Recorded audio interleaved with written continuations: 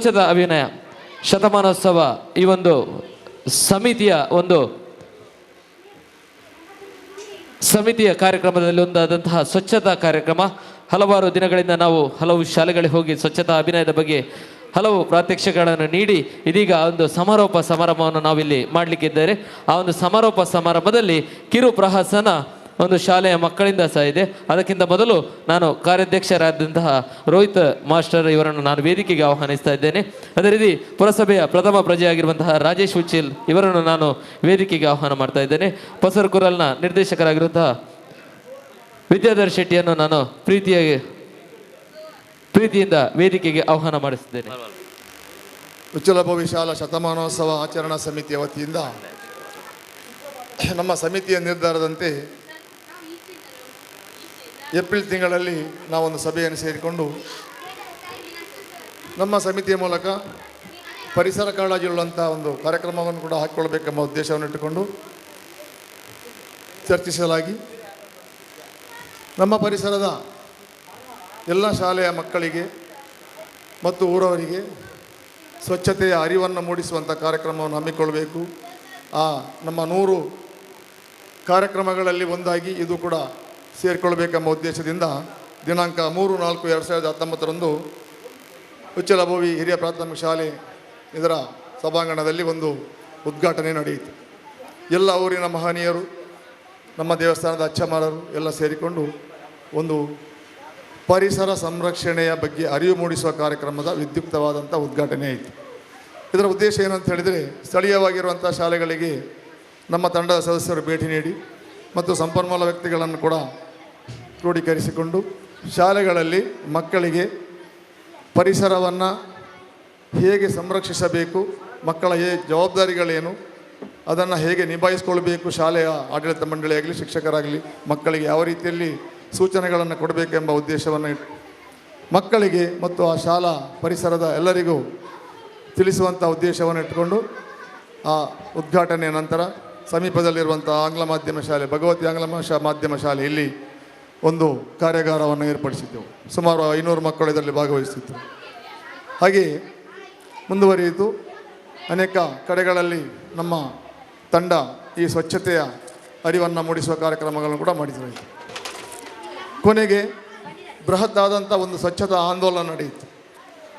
ಮಂಗಳೂರಿನಿಂದ ಸೋಮೇಶ್ವರದವರೆಗೆ ಇರುವಂಥ ಹಲವಾರು ಪ್ರತಿಷ್ಠಿತ ಸಂಸ್ಥೆಗಳ ವಿದ್ಯಾರ್ಥಿಗಳು, ಅದರ ಪದಾಧಿಕಾರಿಗಳು, ಜಿಲ್ಲಾಧಿಕಾರಿಗಳು, ವೈದ್ಯಕೀಯ ಕ್ಷೇತ್ರದಲ್ಲಿರುವವರು ಎಲ್ಲರನ್ನ ಸೇರಿಸಿಕೊಂಡು ದಿನಾಂಕ 3-4-8-9-2019 ಬೃಹತ್ತಾದಂಥ ಒಂದು ಆಂದೋಲನವನ್ನು ನಾವು ಉಚ್ಚಲ ಶಾಲೆಯಲ್ಲಿ ನಡೆಸಿದೆವು.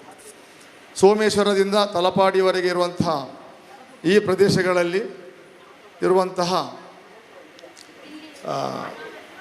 ಕಸವನ್ನು ಸಂಗ್ರಹಿಸಿ ಅದನ್ನು ವಿಲೇವಾರಿ ಮಾಡಿ ಸುಮಾರು 5 ಲೋಡುಗಳಷ್ಟು ಕಸವನ್ನು ಸಂಗ್ರಹಿಸಿ ಇಲ್ಲಿಂದ ಪಚ್ಚನಾಡಿಗೆ ಕಳಿಸಿಕೊಟ್ಟಿದ್ದರು. ಇದು ಒಂದು ಅಭಿಯಾನ ಅಷ್ಟೇ. ಅದು ಒಂದು ಸಲ ನಾವು ಅದನ್ನು ಕಳಿಸಿಕೊಟ್ರೆ ಮರುದಿವಸ ಬೀಳುವುದಿಲ್ಲ ಎಂಬುದು ಯಾವುದೇ ಗ್ಯಾರಂಟಿ ಇಲ್ಲ. ನಾವು ನೋಡಿದ್ದೇವೆ, ಮರುದಿವಸವೇ ಅಲ್ಲಿ ಬಿದ್ದಿತ್ತು. ಅನಂತರ ಅಲ್ಲಿ ಸ್ವಲ್ಪ ಉಳಿದಿತ್ತು, ಅದರ ಮೇಲೆ ಇನ್ನೊಂದಷ್ಟು ಉಳಿಯಿತು. ಕೊನೆಗೆ ನಮಗೆ ಫೋನ್ ಬಂತು, ನೀವೇನು ಸ್ವಚ್ಛ ಮಾಡಿದರೆ ಅಲ್ಲೇ ಉಂಟು ಅಂತ. ಇನ್ನೊಂದಷ್ಟು ಸಲ ನಮ್ಮ ಪಂಚಾಯತಿ ಅಧ್ಯಕ್ಷರನ್ನು ನಾವು ಭೇಟಿಯಾದೆವು. ಏನಾದರೂ ವಾಹನಗಳನ್ನು ಕಳಿಸ್ಕೊಡಿ. ಆಯಿತು, ವಾಹನ ಬಂತು, ಅದು ಎಲ್ಲ ಒಮ್ಮೆ ಸ್ವಚ್ಛತೆ ಆಯಿತು. ಇನ್ನೇನೋ ಅಲ್ಲಿ ನೆಟ್ ಹಾಕಬೇಕಂತ ಹೇಳುವಾಗ ಮರುದಿವಸ ಇನ್ನೊಂದಷ್ಟು ಗೋಣಿಗಳು ಬಂದು ಬಿದ್ದವು. ಇದನ್ನು ಎಷ್ಟು ದಿವಸ ಮಾಡಲಿಕ್ಕೆ ಸಾಧ್ಯ ಇದೆ? ಸಾಧ್ಯವೇ ಇಲ್ಲ. ಸಂಪೂರ್ಣವಾಗಿ ಇದನ್ನು ನಿಲ್ಲಿಸಲಿಕ್ಕೆ ಸಾಧ್ಯ ಇಲ್ಲ, ಯಾಕಂದರೆ ಅದಕ್ಕೊಂದು ವ್ಯವಸ್ಥೆ ಆಗುವವರಿಗೆ ಸಾಧ್ಯ ಇಲ್ಲ. ಆದರೆ ನಾವು ನಮ್ಮಲ್ಲಿ ಅರಿವನ್ನು ಮೂಡಿಸಿಕೊಂಡಾಗ ನಾನು ಕಸವನ್ನು ಎಲ್ಲಿ ಬಿಸಾಡಬೇಕು, ಹೇಗೆ ಅದರ ವಿಲೇವಾರಿಯನ್ನು ಮಾಡಬೇಕು, ಯಾವ ರೀತಿಯಲ್ಲಿ ಅದನ್ನು ನಾವು ಕಸವನ್ನು ವಿಲೇವಾರಿ ಮಾಡುವಂಥ ಬಗ್ಗೆ ನಮ್ಮಲ್ಲಿ ಅರಿವು ಬಂದಾಗ ಅದು ಮಾತ್ರ ಸಾಧ್ಯ. ನಮ್ಮ ಮನೆಯಲ್ಲೇ ಇಟ್ಟುಕೊಂಡು ಆ ಕಸವನ್ನು ವಿಲೇವಾರಿ ಮಾಡಲಿಕ್ಕೆ ಅನೇಕ ವಿಧಾನಗಳಿವೆ. ಇದನ್ನೆಲ್ಲ ನಾವು ತಿಳಿಸುವಂಥ ಒಂದು ಕಾರ್ಯಕ್ರಮವನ್ನು ಹಮ್ಮಿಕೊಂಡಿದ್ದೀವಿ. ಹಾಗೆಯೇ ಇವತ್ತು ಇದರ ಸಮಾರೋಪ ಸಮಾರಂಭ ಅಂತ ನಾವು ಇಟ್ಕೊಂಡಿದ್ದೇವೆ. ಆದರೆ ಸಮಾರೋಪ ಇದರದ್ದು ಸಮಾರೋಪ ಅಲ್ಲ, ಸಮಾರೋಪ ಅಂತ ಇಟ್ಕೊಂಡಿದ್ದೀವಿ. ಆದರೆ ನಾವು ಸಮಾರೋಪದಲ್ಲಿ ಇದರದ್ದು ಸಮಾರೋಪ. ಬಟ್ ನಾವು ಸಮಾರೋಪ ಇಲ್ಲಿಗೆ ಮುಗಿಸುವುದಿಲ್ಲ. ನಮ್ಮ ಏನು ತಂಡ ತಡಿಯಾಗಿದೆ ಈಗ ಸ್ವಚ್ಛತೆಯ ಆ ಅರಿವು ಮೂಡಿಸುವಂಥ ಒಂದು ತಂಡವನ್ನು ನಾವು ನಮ್ಮ ಉಚ್ಚಲಬೋಯ ಮಕ್ಕಳ ಶಾಲೆಯಿಂದ ಮಾಡಿಸಿಕೊಂಡಿದ್ದೇವೆ. ಈ ಮಕ್ಕಳನ್ನು ಬಳಸಿಕೊಂಡು ನಾವು ಮುಂದೆ ಇನ್ನೊಂದಷ್ಟು ಶಾಲೆಗಳಿಗೆ ಭೇಟಿ ನೀಡಿ ಅಲ್ಲಿ ಈ ಮಕ್ಕಳಿಂದ ಪ್ರದರ್ಶನ ನೀಡುವಂಥದ್ದು ಕೂಡ ಇಲ್ಲಿಂದ ಪ್ರಾರಂಭ ಆಗ್ತದೆ. ಇದು ನಿರಂತರವಾದಂಥ ಒಂದು ಕೆಲಸ. ಈ ಶಾಲೆಗಳಿಂದ ನಮಗೆ ಬೇಡಿಕೆ ಬರ್ತದೆ, ನಮಗೆ ಒಂದು ಕಾರ್ಯಕ್ರಮ ಕೊಡಿ ಅಂತ ಹೇಳುವಾಗ ನಾವು ಈ ಮಕ್ಕಳನ್ನು ಕರ್ಕೊಂಡು ಹೋಗ್ತೇವೆ, ಅಲ್ಲಿ ಪ್ರದರ್ಶಿಸ್ತೇವೆ. ಆ ರೀತಿಯಲ್ಲಿ ಇದು ಇನ್ನೂ ಮುಂದುವರಿಯುತ್ತದೆ. ನಮ್ಮಿಂದ ಆದಷ್ಟು ನಾವು ಈ ಶತಮಾನೋತ್ಸವ ಆಚರಣೆ ಸಮಿತಿಯಿಂದ ನಾವು ನಮ್ಮಿಂದ ಆದಷ್ಟು ಈ ಒಂದು ಕೆಲಸವನ್ನು ಮಾಡುವಂಥ ಉದ್ದೇಶವನ್ನು ಹೊಂದಿಕೊಂಡಿದ್ದೇವೆ. ಆದುದರಿಂದ ಆತ್ಮೀಯರೇ, ಈ ಕಾರ್ಯಕ್ರಮಕ್ಕೆ ಬಂದಂಥ ಎಲ್ಲರನ್ನ ದೂರಗಳ ಊರಿನಿಂದ ಬಂದಿದ್ದೀರಿ, ಬಹುಶಃ ಯಾರೋ ಸಾಹಿತಿಗಳು ಇದ್ದೀರಿ, ನಿಮ್ಮನ್ನೆಲ್ಲ ನಾವು ಗುರುತಿಸಿಕೊಂಡಿದ್ದೇವೆ, ಬಂದಿದ್ದೀರಿ. ಎಲ್ಲರನ್ನ ಕೂಡ ಕಾರ್ಯಕ್ರಮಕ್ಕೆ ನಾನು ಆಹ್ವಾನಿಸ್ತಾ ಇದ್ದೇನೆ. ಮತ್ತು ಈ ಕಾರ್ಯಕ್ರಮಕ್ಕೆ ನಮ್ಮೊಂದಿಗೆ ನಮ್ಮ ಗ್ರಾಮ ಪಂಚಾಯತ್ನ ಅಧ್ಯಕ್ಷರಿದ್ದಾರೆ, ನಮ್ಮ ಆತ್ಮೀಯರಾದಂಥ ಹೊಸಕುರಲ್ ಬಳಗದ ನಿರ್ದೇಶಕರು ವಿದ್ಯಾಧರ್ ಶೆಟ್ಟಿ ಇದ್ದಾರೆ, ನಮ್ಮವರೇ ಆದಂಥ ಪ್ರವೀಣ್ ಇದ್ದಾರೆ. ಎಲ್ಲರನ್ನ ಸ್ವಾಗತಿಸ್ತಾ ಮುಂದೆ ಸ್ವಚ್ಛತೆಯ ಅರಿವಿನ ಬಗ್ಗೆ ಅರಿವು ಮೂಡಿಸುವಂಥ ಒಂದು ಕಿರು ಪ್ರಹಸನ ಇದೆ. ನಮ್ಮದೇ ಮಕ್ಕಳು ಉಚ್ಚಲಬೋವಿ ಅನುದಾನಿತ ಹಿರಿಯ ಪ್ರಾಥಮಿಕ ಶಾಲೆಯ ಮಕ್ಕಳಿಂದ ಶತಮಾನೋತ್ಸವದ ಸ್ವಚ್ಛತಾ ಕಾರ್ಯಕ್ರಮಕ್ಕೆ ಕಾಲ್ಪನಿಕ ಸಮಾರೋಪ ಸಮಾರಂಭ ಮಾತ್ರ. ಇದು ಇಲ್ಲಿಂದ ಮುಂದುವರಿಯುತ್ತದೆ. ಈ ಕಾರ್ಯಕ್ರಮ ನಮ್ಮ ಮಕ್ಕಳು ಮಾಡುವಂತಹ ಕ್ರಿಯು ಪ್ರಹಸನ ಇಲ್ಲಿಂದ ಮುಂದುವರಿತದೆ. ಇನ್ನು ಮುಂದೆ ಈ ಒಂದು ಸ್ವಚ್ಛತಾ ಕಾರ್ಯಕ್ರಮವನ್ನು ನಾವು ಪ್ರತಿ ಶಾಲೆಯಲ್ಲೂ ಮಾಡಬೇಕೆಂಬ ನಿರಾದೆ ಇದೆ. ಅದನ್ನು ಯಾವ ರೀತಿ ಮುಂದುವರಿಸುವುದು ಮುಂದೆ ನಾವು ತಿಳಿಸುತ್ತಾ ಇದೀಗ ಮಕ್ಕಳಿಗೆ ಈ ಒಂದು ವೇದಿಕೆಯನ್ನು ಬಿಟ್ಟುಕೊಡ್ತಾ ಇದ್ದೇನೆ.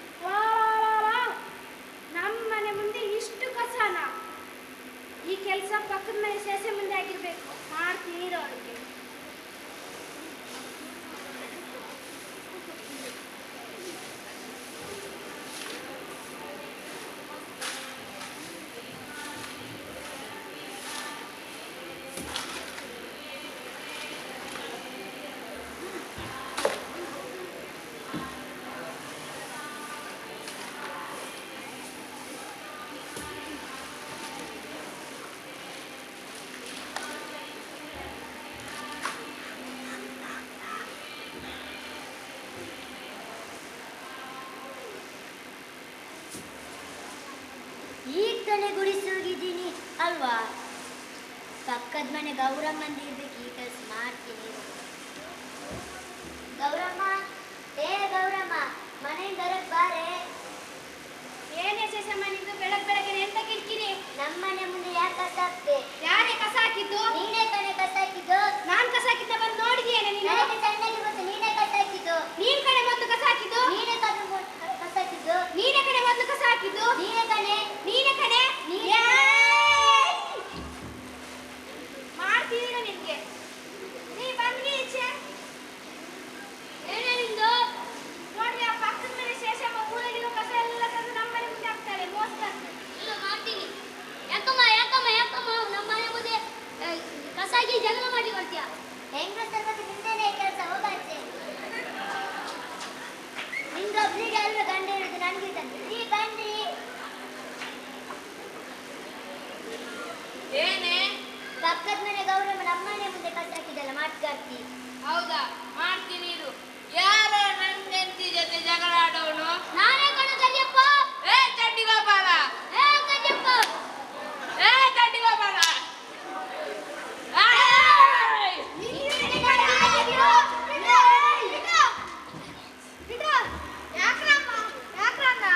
ಈಗ ರಸ್ತೆ ಜಗಳ ಆಡುತ್ತಿದ್ದೀರಲ್ಲ, ನಿಮಗೆ ಗೊತ್ತಿಲ್ಲವ? ಇದನ್ನು ನೋಡಿ ಚಿಕ್ಕ ಮಕ್ಕಳು ಕಲಿಯುವುದಿಲ್ಲವ? ನೋಡಿ ಜಯರಾಮಣ್ಣ, ಆ ಶೇಷಮ್ಮ ಮತ್ತೆ ಆ ಕರಿಯಪ್ಪ ನಮ್ಮ ಮನೆ ಮುಂದೆ ಕಸ ಹಾಕುದು. ಜಯರಾಮಣ್ಣ, ಯಾರೋ ಕಸ ಹಾಕಿದ್ದು? ನೀನೇ ಕಣ ಕರಿಯಪ್ಪ.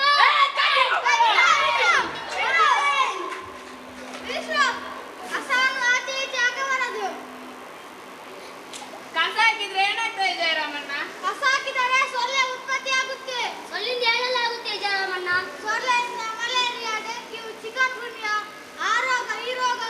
ಆಸ್ಪತ್ರೆ ಸೇರಬೇಕಾಗುತ್ತೆ. ಕಸವನ್ನು ಎಲ್ಲೆಂದರೆ ಹಾಕಬಾರ್ದು, ಅರ್ಥ ಆಯ್ತಾ?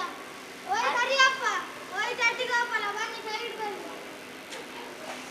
ಈಗ ಕಿತ್ತಾಡ ಮಾತು ಅರ್ಥ ಆಯ್ತಾ? ನಾವೆಲ್ಲ ಒಂದಾಗಿರಬೇಕು.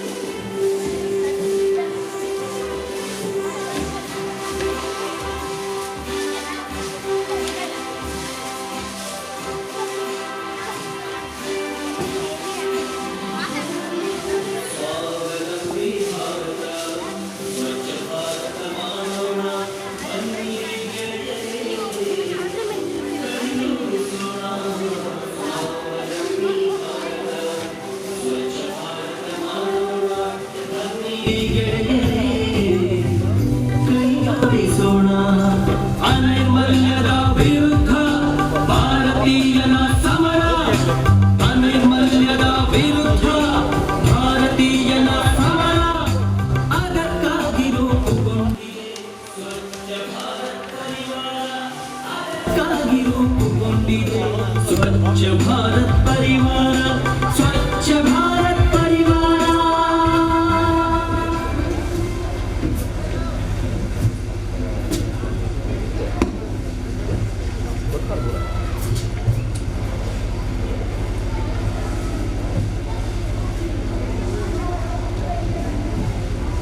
ಸರ್ ನೀರುಂಟೆ ಸರ್? ನೀರಾ? ನೀರಿಲ್ಲ ಸರ್, ಜ್ಯೂಸ್ ಇದೆ, ಕುಡೀರಿ. Apple, pineapple, banana, mango. Juice ಕುಡೀರಿ ಸರ್. ಸರ್ ನನಗೆ ಜ್ಯೂಸ್ ಬೇಡ ಸರ್, ನೀರು ಬೇಕು ಸರ್. ನೀರಿಲ್ಲ, ಅಲ್ಲಿ ಪಕ್ಕದ ಬಸ್ ಸ್ಟ್ಯಾಂಡಿಗೆ ಹೋಗಿ ಕೇಳಿ ಸರ್. ಸರ್ ನೀರಿದೆ ಸರ್? ಹೇಳು. ನೀರಾ? ನೀವೇನು ಸಿಗೋದಿಲ್ಲ ಸರ್. ಅಲ್ಲಿ ಒಂದು ಅಂಗಡಿ ಇದೆ, ಕೇಳಿ ನೋಡಿ. ಮೇಡಮ್ ನೀರಿದೆ ಮೇಡಮ್? ನೀರಿಲ್ಲ, ಮಜ್ಜಿಗೆ ಉಂಟು, ಕೊಡ್ಲಾ? ಮಜ್ಜಿಗೆ ಬೇಡ ಮೇಡಮ್, ನನಗೆ ನೀರು ಬೇಕು. ಅಲ್ಲೊಂದು ಸಾರ್ವಜನಿಕರ ನದಿ ಇದೆ, ಅಲ್ಲಿ ಹೋಗಿ. ಹಲೋ, ಎಲ್ಲಿದೆ? ಮೈಸೂರಲ್ಲಿಯಾ? ಬರುದಿಲ್ಲವ? ಏ ಬಾರ, ಪ್ಲೀಸ್ ಬಾ. ಸರ್ ನೀರು ಪೋಲಾಗ್ತಿದೆ ಸರ್. ಏನು ನಿಂದು? ನಂಗೆ ಬುದ್ಧಿ ಅಲ್ಲಿಗೆ ಬರ್ತೀಯ? ಅವನು ಯಾರೋ ಒಬ್ಬ ನನ್ನ ಸರ್ ನೀರು ವೇಸ್ಟ್ ಮಾಡಬೇಡಿ ಸರ್. ಏನು ನೀರು ವೇಸ್ಟ್ ಮಾಡಿದ್ರೆ ಏನು ತಪ್ಪಿಲ್ಲ? ಮೊದಲೆಲ್ಲ 2 ಗುಂಡೆ ಹಾಕಿದ್ರೆ ನೀರು ಸಿಗ್ತಾ ಇತ್ತು. ಈಗ 10,000 ಗುಂಡೆ ಹಾಕಿದ್ರೆ ನೀರು ಸಿಗಲ್ಲ ಸರ್. ನೀರು ಬಂದ್ ಮಾಡಿ ಸರ್. ಆಯ್ತು.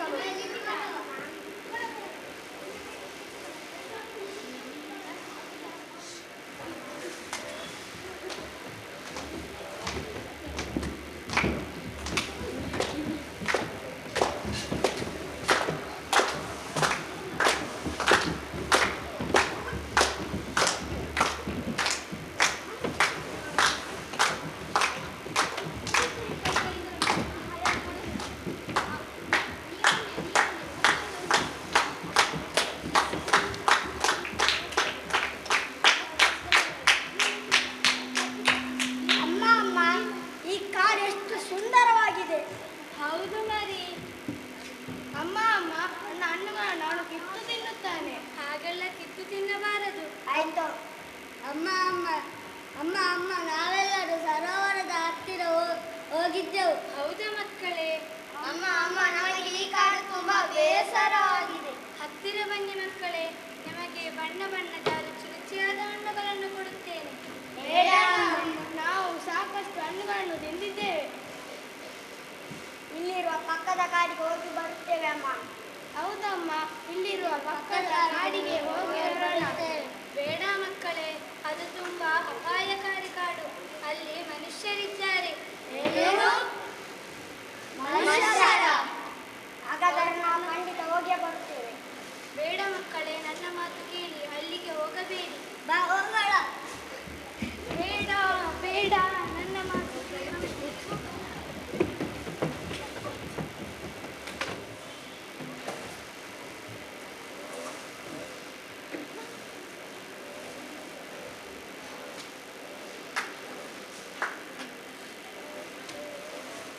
ಅಯ್ಯೋ ಅಯ್ಯೋ, ಬೇಡ ಬೇಡ. ನಾನೇ ಇಲ್ಲದ ಮೇಲೆ ನಿನ್ನ ಉಸಿರಿಗೆ ಏನು ಮಾಡು? ನಾನೇ ಇಲ್ಲದ ಮೇಲೆ ನಿನ್ನ ಉಸಿರಿಗೆ ಏನು ಮಾಡುತ್ತೀ? ನೆರಳು ಕೊಡುವ ಭಾಗ್ಯ ನನ್ನದು. ಬಹುಶಃ ನೆರಳು ಕಡಿಮೆ ಆಯಿತೇನೋ. ಈಗ ಯಾಕೆ ಹಳೆ ಮಾತು? ಹಣೆ ಮೇಲೆ ಸೂರ್ಯ. ಈ ಬಿಸಿಲಿಗೆ ನನ್ನ ತಲೆ ಒಣಗಿ ಹೋಗಿದೆ. ಆದರೂ ನಿಮ್ಮ ಜುಟ್ಟಿಗೆ ಹೂ ಕೊಟ್ಟೆ. ನಿಮಗೆ ಹಸಿವಾದಾಗ ತಿನ್ನಲು ಹಣ್ಣು ಕೊಟ್ಟೆ. ನಿಮಗೆ ಹೂ ಕೊಟ್ಟದ್ದು ಕಮ್ಮಿ ಆಯ್ತಾ? ಅಥವಾ ಹಣ್ಣು ಸಿಹಿರಲಿಲ್ಲವಾ? ಹಣ್ಣು ಸಿಹಿತ್ತು, ಜುಟ್ಟಿಗೆ ಹೂವನ್ನು ಕೊಟ್ಟೆ. ಅವನ್ನ ನಾವು ತೆಗೆದುಕೊಂಡ್ವಿ. ನಿನಗೆ ನೀರನ್ನು ಕೊಟ್ಟೆ. ಅಲ್ಲಿಗೆ ಸರಿ ಆಯ್ತಲ್ಲ.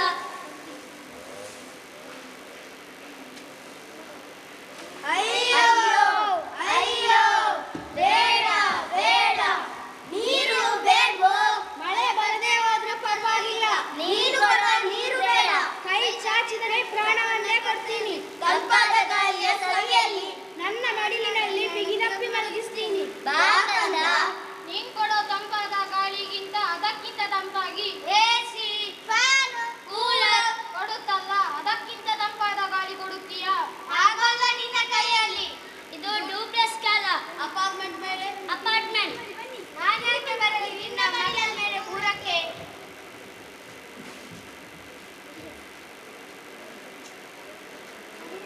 ಅಯ್ಯೋ ಅಯ್ಯೋ, ಬೇಡ ಬೇಡ.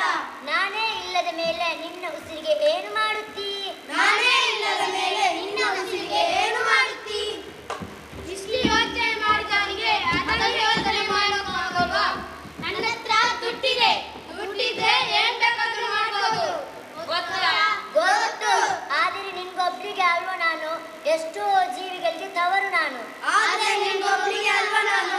ಎಷ್ಟೋ ಜೀವಿಗಳಿಗೆ ತವರು ನಾನು. ನಿನಗೆ ನಾನು ಬೇಡ, ಆದರೆ ಅವಕ್ಕೆ ನಾನು ಬೇಕು. ನಿನಗೆ ನಾನು ಬೇಡ, ಆದರೆ ಅವಕ್ಕೆ ನಾನು ಬೇಕು. ನಿನಗೆ ನಾನು ಬೇಜಾರಾದಾಗ ಮಾತ್ರ ಬೇಕು, ಆದರೆ ಅವಕ್ಕೆ ನಾನೇ ಜೀವದ ಮೂಲ. ನಿನಗೆ ನಾನು ಬೇಜಾರಾದಾಗ ಮಾತ್ರ ಬೇಕು, ಆದರೆ ಅವಕ್ಕೆ ನಾನೇ ಜೀವದ ಮೂಲ. ಅರೆ, ಅದಕ್ಕೆ ನಾನೇನ್ ಮಾಡ್ಲಿ? ನೀನುಂಟು ನಿನ್ನ ಜೀವನವಿತ್ತು. ನೀನು ಹೋದ್ರೆ ಅವು ಹೋಗುತ್ತೆ. ನನಗೆ ಈ ಜಾಗ ಬೇಕು. ಕಾರು, ಬೈಕ್, ಈ ಟ್ರಾಫಿಕ್ ಜಾಮ್ ನಲ್ಲಿ ಕೆಟ್ಟೋಗಿದೆ. ಒಂದು ಫ್ಲೈಓವರ್ ಅಂತ ಆದರೆ ಸಮಾಧಾನ ಆಗಬಹುದು. ನಿನ್ನಿಂದ ಈ ಜಾಗ ವ್ಯರ್ಥ ಆಗುತ್ತಿದೆ. ಅರ್ಥ ನನ್ನದು ಅಂತ ಜೀವನ ಪರ್ಯಂತ ಯಾವತ್ತೂ ಕೇಳ್ದವಳಲ್ಲ ನಾನು. ನನ್ನದು ಅಂತ ಜೀವನ ಪರ್ಯಂತ ಯಾವತ್ತೂ ಕೇಳ್ದವಳಲ್ಲ ನಾನು. ನನಗೆ ಇಂಥದ್ದೇ ಬೇಕು ಅಂತ ಯಾವತ್ತೂ ಕೇಳ್ದವಳಲ್ಲ ನಾನು. ನನಗೆ ಇಂಥದ್ದೇ ಬೇಕು ಅಂತ ಯಾವತ್ತೂ ಕೇಳವಳಲ್ಲ ನಾನು. ನನಗೆ ಕೊಟ್ಟ ಅಭ್ಯಾಸ, ನನಗೆ ಕೊಟ್ಟು ಅಭ್ಯಾಸ, ತೆಗೆದುಕೊಂಡು ಅಭ್ಯಾಸವಿಲ್ಲ. ತೆಗೆದುಕೊಂಡು ಅಭ್ಯಾಸವಿಲ್ಲ. ನೀನು ನನ್ನನ್ನು ಪ್ರೀತಿಸೋದು ಬೇಡ. ನೀನು ನನ್ನನ್ನು ಪ್ರೀತಿಸೋದು ಬೇಡ. ಬರೀ ನಿನ್ನ ಸ್ವಾರ್ಥದಲ್ಲಿ ಜೀವನವನ್ನು ಕಳೆದೆ. ಬರೀ ನಿನ್ನ ಸ್ವಾರ್ಥದಲ್ಲಿ ಜೀವನವನ್ನು ಕಳೆದೆ. ಹೆತ್ತ ತಾಯಿಗೆ ಕೊಲ್ಲೆ ಇಟ್ಟು ನಿನ್ನ ಅಂತ್ಯವನ್ನು ನೀನು ನಿಶ್ಚಯ ಮಾಡಿಕೊಂಡೆ. ಹೆತ್ತ ತಾಯಿಗೆ ಕೊಳ್ಳೆ ಇಟ್ಟು ನಿನ್ನ ಅಂತ್ಯವನ್ನು ನೀನೇ ನಿಶ್ಚಯ ಮಾಡಿಕೊಂಡೆ. ಇನ್ನು ಶಾಪ ಹಾಕುವ ಮಾತ್ರೇ ಇಲ್ಲ. ಇನ್ನು ಶಾಪ ಹಾಕುವ ಮಾತೇ ಇಲ್ಲ. ಮನಸ್ಸಾದರೆ ಈ ಉಸಿರು ಕೊಟ್ಟವರ ಉಸಿರನ್ನು ಉಳಿಸು. ಮನಸ್ಸಾದರೆ ಈ ಉಸಿರು ಕೊಟ್ಟವಳ ಉಸಿರನ್ನು ಉಳಿಸು. ಮನಸ್ಸಾದರೆ ಈ ಉಸಿರು ಕೊಟ್ಟವರ ಉಸಿರನ್ನು ಉಳಿಸು. ಮನಸ್ಸಾದರೆ ಈ ಉಸಿರು ಕೊಟ್ಟವಳ ಉಸಿರನ್ನು ಉಳಿಸು.